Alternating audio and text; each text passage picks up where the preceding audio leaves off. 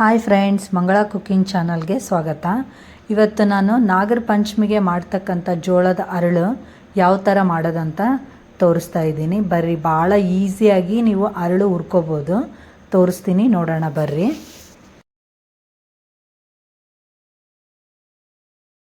ನಾನೀಗ ನಾಗರ ಪಂಚಮಿಗೆ ಜೋಳದ ಅರಳು ಯಾವ ಥರ ಮಾಡೋದಂತ ತೋರಿಸ್ತಾ ಇದ್ದೀನಿ. ಇದು ಯಾವ ಥರ ಮಾಡೋದು ನೋಡೋಣ ಬರ್ರಿ. ಈಗ ಈ ಥರ ನೀವು ಒಂದು ಬಟ್ಲಷ್ಟು ಜೋಳ ತೊಗೊಳ್ರಿ. ನಿಮ್ಗೆ ಎಷ್ಟು ಬೇಕೋ ಅಷ್ಟು ತೊಗೊಳ್ರಿ. ನೀವು ಯಾವ ಜೋಳ ತೊಗೊಂಡ್ರೂ ನಡೆಯುತ್ತೆ. ನಾವು ಜೋಳದ ರೊಟ್ಟಿ ಮಾಡ್ತೀವಲ್ಲ, ಆ ಜೋಳದ ರೊಟ್ಟಿ ಮಾಡೋಂಥ ಜೋಳನೇ ನಾನು ತೊಗೊಂಡಿರೋದು. ನೀವು ಇದರಲ್ಲಿ ಬಿಳಿ ಜೋಳನೂ ತೊಗೋಬೋದು, ಇಲ್ಲ ಹೈಬ್ರಿಡ್ ಜೋಳನೂ ತೊಗೋಬೋದು. ನಿಮ್ಮ ಮನೇಲಿ ಯಾವ ಇರ್ತಾವೆ ಆ ಜೋಳ ತೊಗೊಳ್ರಿ. ಈಗ ಇವು ಜೋಳನ ನಾನು ಈ ಬಟ್ಲದಾಗ ಒಂದು ಬಟ್ಲಷ್ಟು ನೀರನ್ನ ನಾನು ಕಾಯಕ್ಕೆ ಇಟ್ಕೊತೀನಿ. ಈಗ ನಾನು ಒಂದು ಗ್ಲಾಸಷ್ಟು ನೀರು ಹಾಕ್ತೀನಿ. ಇದಕ್ಕೇನು ಇಷ್ಟೇ ಪ್ರಮಾಣ ನೀರು ಬೇಕಂತೇನಿಲ್ಲ. ನೀರು ಸ್ವಲ್ಪ ಬಿಸಿ ಮಾಡ್ಕೊಂಡು ಬರ್ತೀನಿ ನಾನು. ಈಗ ನಾನು ನೀರು ಬಿಸಿ ಮಾಡೀನಿ ನೋಡಿರಿ. ಸ್ವಲ್ಪನೇ ಬಿಸಿ ಇದ್ರೆ ಸಾಕು. ನಾವೀಗ ಬಿಸಿನೀರು ಕುಡಿಯೋಕ್ಕಂತ ಕಾಸಿರ್ತೀವಲ್ಲ, ಅಷ್ಟೇ ಬಿಸಿ ಇರಲಿ, ಭಾಳ ಕುದಿಸೋ ಅವಶ್ಯಕತೆ ಇಲ್ಲ ನೀರನ್ನ. ನಾನೀಗ ಈ ಬಿಸಿ ನೀರಿಗೆ ಈ ಜೋಳನ ಹಾಕ್ತೀನಿ.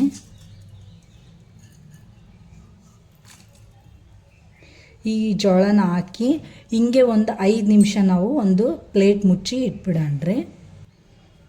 ಸ್ವಲ್ಪ ಈ ಥರ ಸ್ಪೂನ್ಲಿಂದ ಕೈ ಆಡಿಸ್ಕೊಂಡು ಈಗ ಒಂದು ಪ್ಲೇಟ್ ಮುಚ್ಚಿ ಇಟ್ಬಿಡಣ್ರಿ. ಒಂದು 5 ನಿಮಿಷ, ಭಾಳ ಏನು ಬೇಡ, 5 ನಿಮಿಷ ಹಿಂಗೆ ಬಿಸಿನೀರಿನಲ್ಲಿ ಇರಲಿ ಇದು. ಈಗ 5 ನಿಮಿಷ ಆಯಿತು. ಈಗ ತೆಗಿಯಂಬ್ರಿ. ಈಗ ಇದು ನೀವು 5 ನಿಮಿಷ ಬಿಟ್ಟರೆ ಸಾಕು, ಭಾಳ ಏನು ಬಿಡೋ ಅವಶ್ಯಕತೆ ಇರಲ್ಲ. ಈಗ ಈ ಜೋಳನ ಒಂದ್ರಾಗ ಬಸ್ಕೊಂಬಿಡಂಬ್ರಿ. ಬಸ್ಕೊಂಡು ಜೋಳ ಅಷ್ಟೇ ತಗೊಳಂಬ್ರಿ. ಈಗ ಈ ಥರ ಒಂದು ಪ್ಲಾಸ್ಟಿಕ್ ಬೌಲ್ ತೊಗೊಂಡು ನಾನು ಇದರಲ್ಲಿ ಇಷ್ಟು ನೀರನ್ನ ಈ ಥರ ಹಾಕ್ಬಿಡ್ತೀನಿ. ಇದೇನು ಮೇಲೆ ಜೋಳ ಅಂಥದ್ದಿರೋದೆಲ್ಲ ಬಂದುಬಿಡುತ್ತೆ. ಇವು ನೀರೆಲ್ಲ ವೇಸ್ಟ್, ಇದನ್ನು ಚೆಲ್ಲಿಬಿಡ್ರಿ, ಅದಕ್ಕೂ ಬರಲ್ಲ. ಈ ಥರ ನೀಟಾಗಿ ಬಸ್ಕೊಂಡು ಒಂದು ಬಿಳಿ ಬಟ್ಟೆ ಮೇಲೆ ಈ ಜೋಳನ ಸ್ವಲ್ಪ ಒಣಗಾಕೊಂಡ್ರಿ. ಇಲ್ಲೇ ನೆಳ್ಳಗೆ ಒಣಗ್ಸೋದು, ಇದೇನು ಬಿಸಿಲಿಗೆ ಒಣಗಿಸೋ ಅವಶ್ಯಕತೆ ಇರಲ್ಲ. ಈಗೊಂದು ಬಿಳೆ ಬಟ್ಟೆ ತೊಗೊಂಡು, ಇಲ್ಲ ಕಾಟನ್ ಬಟ್ಟೆ ಯಾವಾದ್ರೂ ಸರಿ, ನಾನು ಆ ಬಟ್ಟೆ ತೊಗೋತೀನಿ. ಈ ಥರ ಕಾಟನ್ ಬಟ್ಟೆ ತೊಗೊಂಡು ಹಿಂಗೆ ನೀಟಾಗಿ ಹಾಸ್ಕೊಳ್ರಿ. ಹಾಸ್ಕೊಂಡು ಈಗಿರ್ತಕ್ಕಂಥ ಅಷ್ಟು ಜೋಳನ ಇದ್ರ ಮೇಲೆ ಹಾಕ್ಕೊಂಬಿಡ್ರಿ.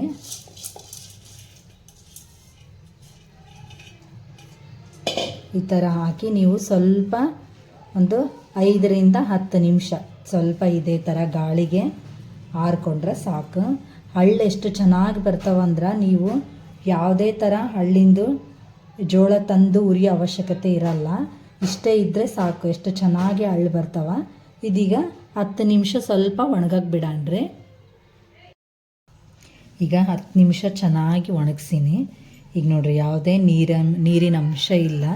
ಈ ಥರ ಚೆನ್ನಾಗಿ ಒಣಗಿದ ಮೇಲೆ ನೀವು ಯಾವುದಾದ್ರೂ ಕಬ್ಬಿಣದ ಬಾಣಲೆ ಆದರೂ ತೊಗೊಳ್ರಿ, ಇಲ್ಲಾಂದ್ರೆ ರೊಟ್ಟಿ ಮಾಡೋ ಹಂಚನ ತೊಗೊಳ್ರಿ, ಇಲ್ಲ ಯಾವುದಾದ್ರೂ ಒಂದು ನಾನ್ ಸ್ಟಿಕ್ ಪ್ಯಾನನ್ನು ತೊಗೊಳ್ರಿ. ನಿಮ್ಮ ಮನೇಲಿ ಏನಿರ್ತಾವ ಅದರಲ್ಲಿ ಇವನ್ನ ಹುರಿಬೇಕು. ಚೆನ್ನಾಗಿ ಹುರಿದಂಗೆಲ್ಲ ಹಳ್ಳುಗಳು ಎದ್ದೇಳ್ತಾವೆ ಜೋಳದ್ದು. ಇದು ಜೋಳದ ಹಳ್ಳು ಮಾಡೋಕ್ಕಂತಲೇ ಜೋಳ ಬೇರೆ ಸಿಗ್ತಾವೆ, ಅವನ್ನೇ ಬೆಳೀತಾರೆ. ನಾವೆಲ್ಲ ಮೊದಲು ನಮ್ಮ ಅಜ್ಜಿ ಅವನ್ನೇ ಯಾರೋ ಕೊಡ್ತಿದ್ರು ಅಂತ ಅವನ್ನೇ ಮಾಡ್ತಿದ್ರು. ಈಗೆಲ್ಲ ಆ ಅಜ್ಜಿನೂ ತೀರ್ಕೊಂಡ್ರು, ಆ ಜೋಳನೂ ನಮಗೀಗ ಯಾರು ಕೊಡೋರಿಲ್ಲ. ಅದಕ್ಕಂತೆ ಇವೇ ಮನೆಗಿರ್ತಕ್ಕಂಥ ಜೋಳನೇ ಈ ಥರ ಮಾಡ್ಕೊತೀವಿ. ಎಷ್ಟು ಚೆನ್ನಾಗಿ ಹಳ್ಳೆದ್ದೇಳ್ತವೆ ಇವು. ಇದರದೇ ಹಳ್ಳಿನ ಉಂಡೆ ಕಟ್ಟಿ ನಾವು ನಾಗಪ್ಪಗೆ ನೈವೇದ್ಯಕ್ಕೆ ಮಾಡ್ತೀವಿ. ಈಗ ಇವನ್ನ ಹುರಿಯಣ್ರಿ ಚೆನ್ನಾಗಿ. ಈಗ ನಾನು ಈ ಪ್ಯಾನ್ ಇಟ್ಟು ಈಗ ಗ್ಯಾಸ್ ಆನ್ ಮಾಡ್ತೀನಿ.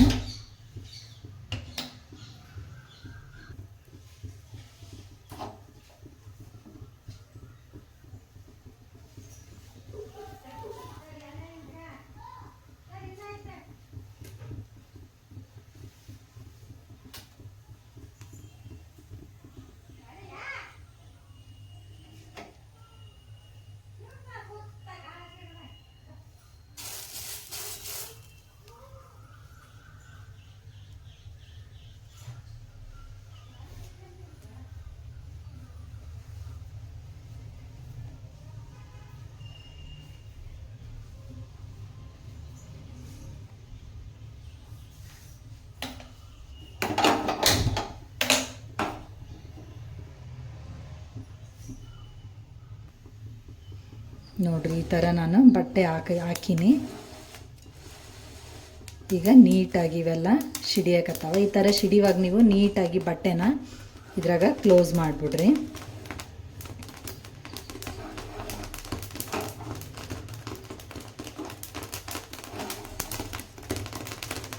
ನೀವು ಎಷ್ಟು ಕ್ಲೋಸ್ ಮಾಡಿದ್ರೂ ಇವು ಸಿಡಿತಾನೆ ಇರ್ತಾವೆ. ಹಂಗೆ ನೀವು ಆದಷ್ಟು ಬಟ್ಟೆನ ಚೆನ್ನಾಗಿ ಕ್ಲೋಸ್ ಮಾಡಿರಿ. ಹಂಗೆ ಹಿಂಗೆ ತಿರುಗಿಸ್ತಾನೆ ಇರ್ರಿ. ಈಗ ಗ್ಯಾಸ್ ಬಂದ್ ಮಾಡ್ಕೊಂಬಿಡ್ರಿ. ಬಂದ್ ಮಾಡಿಕೊಂಡು ಹಂಗೆ ಈ ಥರ ಸ್ವಲ್ಪ ಕೈಯಿಂದನೇ ನೀವು ತಿರುಗಿಸ್ತಾನೆ ಇರ್ರಿ.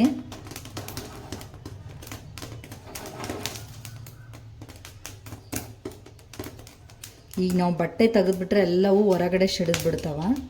ಅದಕ್ಕಂತ ಈ ಥರ ಬಟ್ಟೆ ಹಾಕಿ ಬಟ್ಟೆಯಿಂದನೇ ಈ ಥರ ಸ್ವಲ್ಪ ತಿರುಗಿಸ್ಕೊಳ್ತಾ ಇರ್ರಿ. ಈಗ ನಾನು ಗ್ಯಾಸ್ ಬಂದ್ ಮಾಡಿದ್ದೀನಿ ಆಗಲೇ. ಈ ಥರ ಬಟ್ಟೆ ತಕ್ಕೊಂಬಿಡ್ರಿ. ಈಗ ಬಟ್ಟೆ ತಕ್ಕೊಂಡು ಈ ಥರ ನೀವು ಸ್ವಲ್ಪ ಸ್ಪೂನ್ಲಿಂದ ಹಿಂಗೆ ಕೈ ಆಡಿಸ್ಕೊಂಡ್ರೆ ಅರಳು ನೀಟಾಗಿ ಬಂದುಬಿಡ್ತಾವ. ನೋಡಿರಿ ಎಷ್ಟು ಚೆನ್ನಾಗಿ ಜೋಳದ ಅರಳು ರೆಡಿ ಆದವು. ಈ ಥರ ನೀವು ಸ್ವಲ್ಪ ಬಿಸಿನೀರಲ್ಲಿ ಜೋಳ ಹಾಕಿ ಮಾಡ್ಕೊಂಡ್ರೆ ಅರಳು ಭಾಳ ಚೆನ್ನಾಗಿ ಬರ್ತಾವ. ಇಷ್ಟು ಈಸಿಯಾಗಿ ನೀವು ಜೋಳದ ಅರಳನ್ನ ಮಾಡ್ಬೋದು. ಈ ಜೋಳದ ಅರಳಿನ ವಿಡಿಯೋ ನಿಮ್ಗೆ ಇಷ್ಟ ಆಯ್ತಂದರೆ ಲೈಕ್ ಮಾಡಿರಿ, ಶೇರ್ ಮಾಡಿರಿ ಮತ್ತು ಕಮೆಂಟ್ ಮಾಡಿರಿ. ಮತ್ತು ಮುಂದಿನ ವಿಡಿಯೋದಲ್ಲಿ ಭೇಟಿಯಾಗೋಣ. ಬಾಯ್.